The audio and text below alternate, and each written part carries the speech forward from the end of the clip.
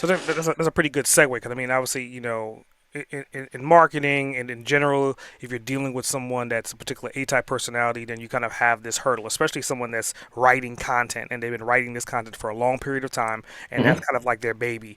And again, you're the professional, so you're educating them on that space and you're giving them the advice, but then you hit this wall. So my Hmm. question is, what's the worst? Without naming names, Hmm. example of someone that you've dealt with that they just didn't want to let go of their baby. They didn't want to change or modify or edit or cut or splice up that book. They wanted the book as they brought it to you. A lot of them are like that. It's hard, especially when someone's been working on something for a long time. I don't think he'll mind me saying this. I wouldn't call him worst. I'd say he's a fantastic author that worked with us. The one that was extremely difficult because of just how long and how much it meant to him was a gentleman by the name of Dennis Andrews.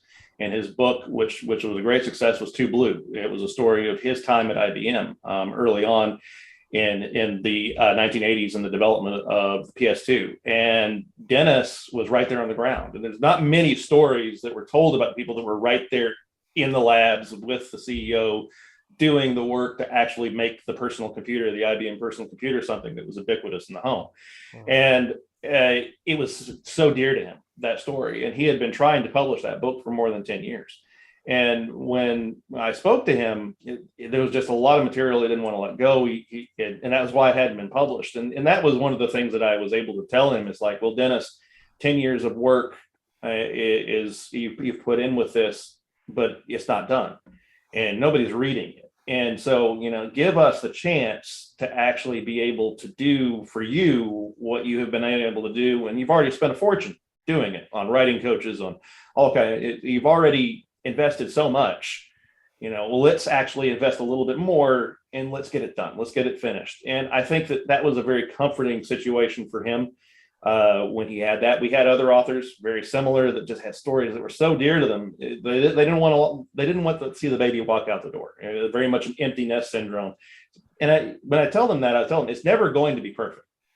It's not ever going to be perfect. It's not going to ever be the 100% what it is in your mind, but what it can be is still great, and it can still be something that's successful for you.